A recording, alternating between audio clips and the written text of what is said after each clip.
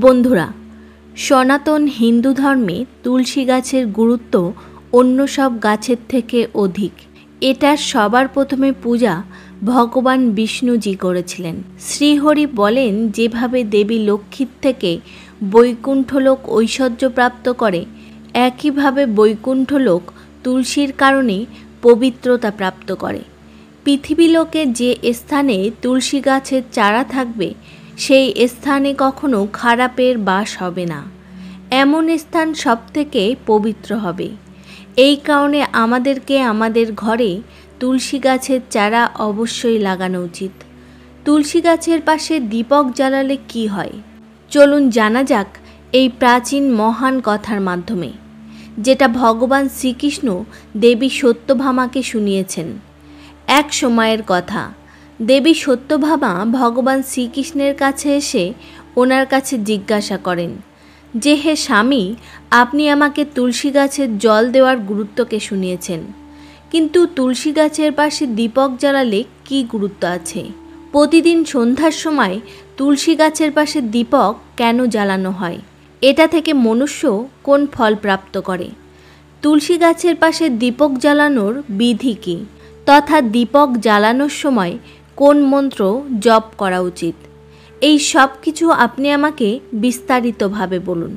ভগবান শ্রীকৃষ্ণ বলেন যে, হে দেবী, আজ আপনি সমস্ত সংসারের কল্যাণের ভাবনায় অনেক উত্তম প্রশ্ন জিজ্ঞাসা করেছেন। আপনার এই প্রশ্নের উত্তর দেওয়ার পূর্বে আমি আপনাকে একটি প্রাচীন ইতিহাস শোনাচ্ছি, যেটা থেকে আপনি আপনার সব প্রশ্নের উত্তর পেয়ে যাবে।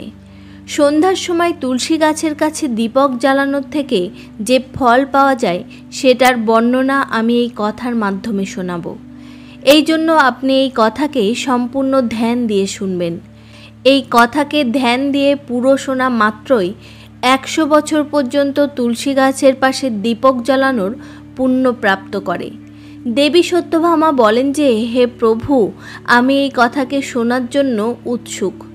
দয়া করে আপনি আমাকে ওই কথা বলুন। বন্ধুরা, কাহিনী শুরু করার আগে কমেন্টে জয় শ্রীকৃষ্ণ অবশ্যই লিখবেন। তো চলুন কাহিনী শুরু করা যাক। তারপর ভগবান শ্রীকৃষ্ণ দেবী সত্যভামাকে সেই কথা শোনানো শুরু করেন। বলেন যে, হে দেবী, পূর্বকালের কথা, দক্ষিণ দিশায় তুঙ্গভদ্রা নামের একটি অনেক বড় নদী আছে। ওই নদীর কিনারায় হরিহরপুর নামের একটি অত্যন্ত সুন্দর নগরী ছিল। ওই নগরে হরিদীক্ষিত নামে একটি ব্রাহ্মণ নিবাস করতেন। তিনি অত্যন্ত গুণবান, চরিত্রবান আর ধর্মকর্ম করা তথা বেদের মার্গে চলা ব্যক্তি ছিলেন। সমস্ত শাস্ত্রের অধ্যয়ন করেছিলেন তিনি। ব্রাহ্মণের একটি স্ত্রী ছিল, যাকে লোকে দুরাচারী বলে ডাকতেন, কারণ তার নামই তার কর্ম অনুসারে ছিল। সব সময় সে তার স্বামীকে অপমানিত করত, নিজের স্বামীর জন্য কুবচন বলতো, স্বামীকে ভয়ঙ্কর দুঃখ দিত, স্বামীর জন্য কখনো ভোজন বানাতো না, কখনো তার স্বামীর সাথে প্রেমপূর্ণভাবে আচরণ করেনি। স্বামীর পরিবারের লোক তথা মিত্র যদি বাড়িতে আসতো, তখন ওই স্ত্রী তাদেরকে অপমানিত করে তাড়িয়ে দিত, আর স্বয়ং কাম ভাবনায় উন্মত্ত হয়ে নিরন্তর অন্য ব্যভিচারিণী স্ত্রীদের সাথে ঘুরে বেড়াতো। তার মন তার স্বামীকে ছেড়ে অন্য পুরুষের ওপর থাকত। সে কখনো তার স্বামীর সাথে প্রেমপূর্ণভাবে কথা বলেনি, কিন্তু সে পরপুরুষদের সাথে বসে কথা বলতো। পরপুরুষদেরকে মোহিত করার জন্য সেজেগুজে নগরে ঘুরে বেড়াতো। কখনো সে বনে বৃক্ষের নিচে দাঁড়িয়ে থেকে সুন্দর পুরুষের পথ দেখতে থাকত, আর কোনো দুষ্ট পুরুষকে মোহিত করে তার সঙ্গে ভোগ বিলাস করত।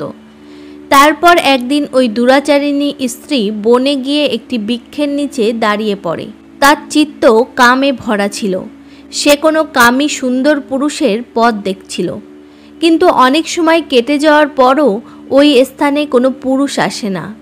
এই জন্য সে অত্যন্ত দুঃখী হয়ে যায়, আর প্রিয়তমের খোঁজে এদিকে ওদিকে দেখতে থাকে। ওই দিন তার সমস্ত পরিশ্রম ব্যর্থ হয়ে যায়। সেখানে দাঁড়িয়ে সে নানা প্রকারের কথা বলে বিলাপ করতে থাকে। ভাই, আজ তো এই মার্গ থেকে কোনো সুন্দর পুরুষ আসলো না, এখন আমি কিভাবে আমার কামবাসনা শান্ত করব, আজকের রাত কিভাবে কাটবে, সে জোরে জোরে বিলাপ করতে থাকে। ওই জঙ্গলে একটি ভয়ানক বাঘ নিবাস করত। ওই পাপিনী স্ত্রীর আওয়াজ শুনে সে জেগে যায়, আর সে লাফ দিয়ে ওই স্ত্রীকে ভক্ষণ করার জন্য তার কাছে চলে আসে। ওই ভয়ঙ্কর বাঘকে দেখে ওই স্ত্রীর ঘাম ঝরতে থাকে, সে ভয়ে থরথর কাঁপতে থাকে। স্ত্রীটি কিছু করত তার আগেই ওই বাঘ তার পাঞ্জা দিয়ে তাকে ঘায়েল করে দেয়, আর স্ত্রীটি মাটিতে পড়ে যায়। মাটিতে পড়তেই ওই স্ত্রী চিৎকার করে বলে, আরে বাঘ, তুই কি জন্য এখানে এসেছিস, আর আমাকে কেন মারছিস?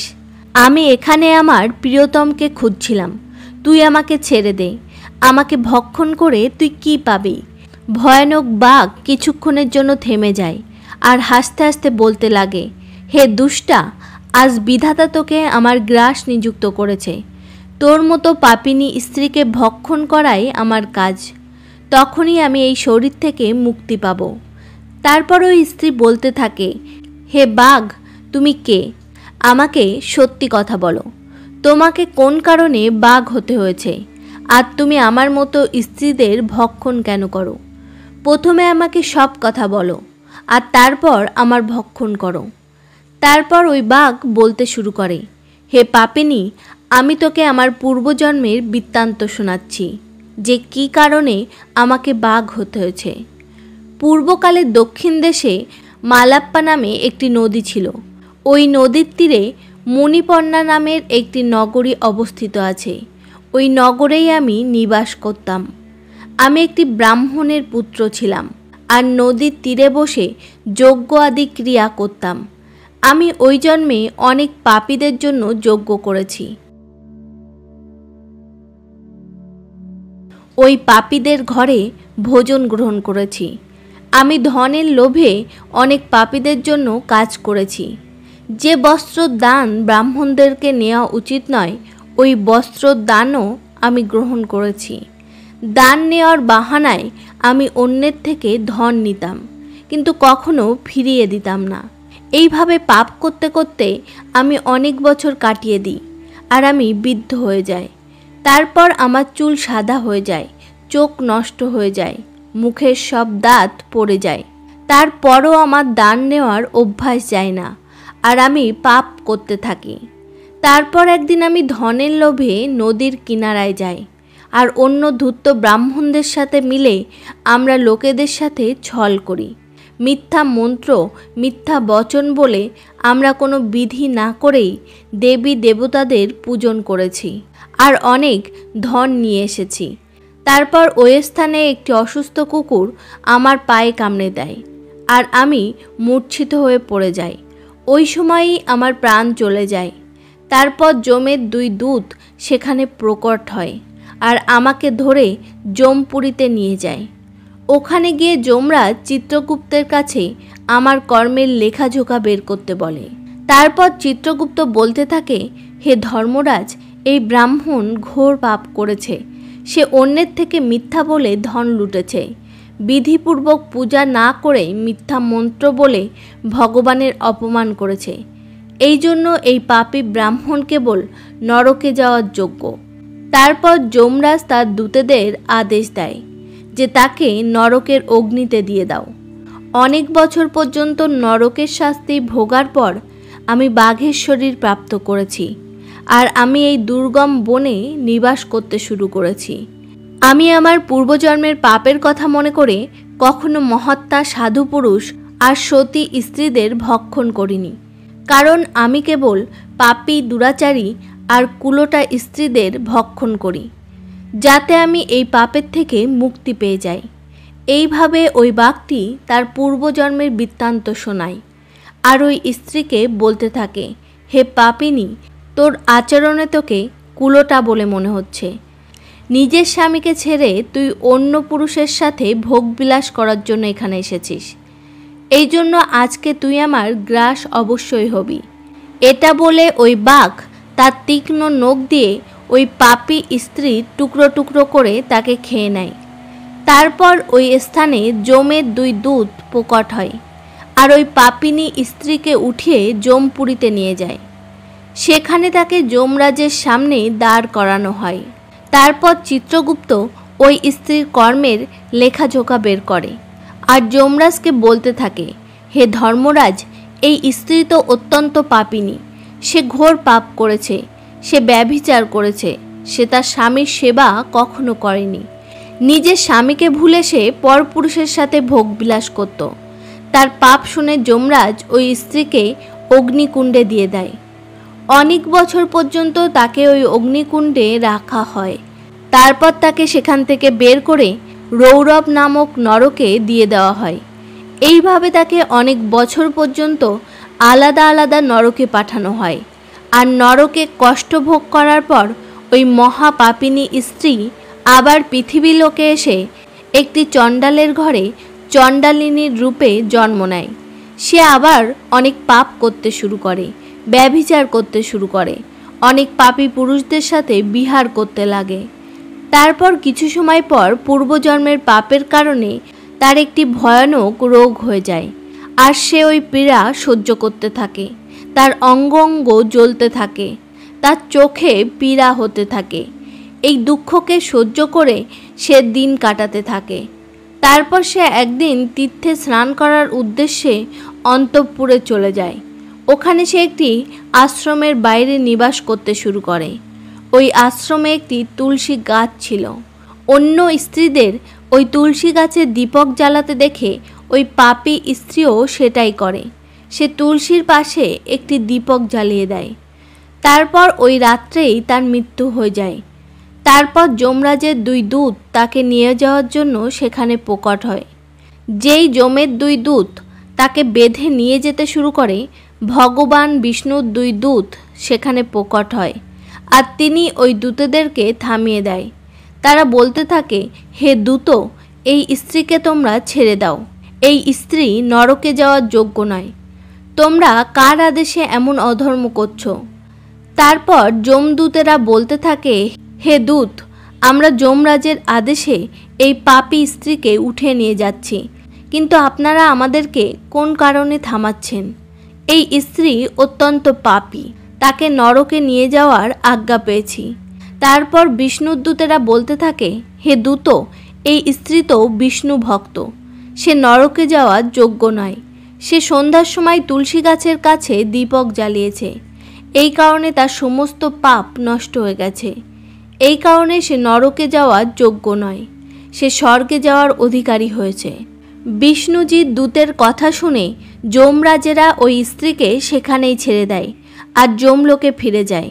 তারপর তারা যমরাজকে সব বৃত্তান্ত শুনিয়ে দেয়।